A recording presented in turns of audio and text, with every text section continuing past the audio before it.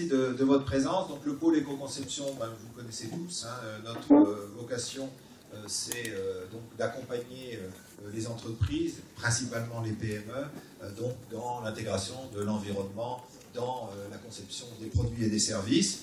L'environnement est un peu plus, c'est vrai qu'aujourd'hui on doit se poser aussi des questions de durabilité, de responsabilité sociétale, et donc c'est un thème qui bouge beaucoup.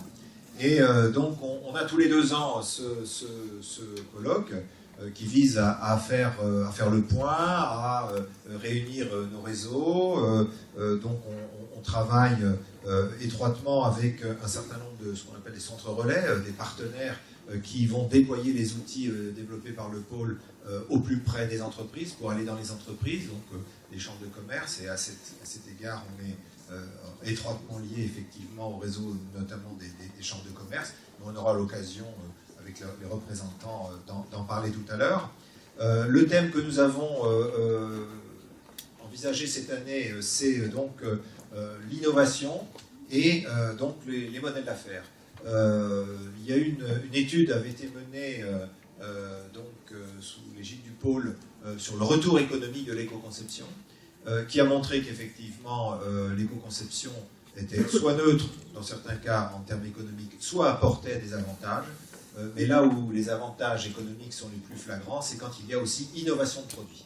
Donc le lien entre l'innovation environnementale intégrée dans l'innovation sur le produit ou le service est vraiment l'enjeu important en matière d'éco-conception et donc de rentabilité. Donc il y a aussi de nouveaux modèles d'affaires qui arrivent, donc je ne vais pas dénaturer les sujets, c'est l'objet des séances demain. Et donc dans cette séance d'ouverture aujourd'hui, je suis heureux de pouvoir l'ouvrir avec Mathieu Orphelin. Alors Mathieu Orphelin, donc, qui est directeur de l'économie circulaire et des déchets à l'ADEME, je ne me suis pas trompé, c'est bien le titre, que je connais depuis longtemps et qui est un impliqué dans ces questions environnement et développement durable depuis de nombreuses années, qui vient d'arriver donc dans cette responsabilité à l'ADEME. Et c'est dans ce service, dans cette direction, que les questions d'éco-conception sont traitées. Alors je tiens à témoigner, je vais lui donner évidemment la parole tout de suite, je tiens à témoigner de la reconnaissance du pôle depuis de nombreuses années du soutien de l'ADEME. L'initiative du pôle éco-conception qui a été à l'origine, je tiens à saluer tous ceux, Hervé Baffy pour l'ADEME, et puis à la Chambre de commerce ici, tous ceux qui ont initié sur le terrain, dans la Loire, les premières pratiques d'éco-conception.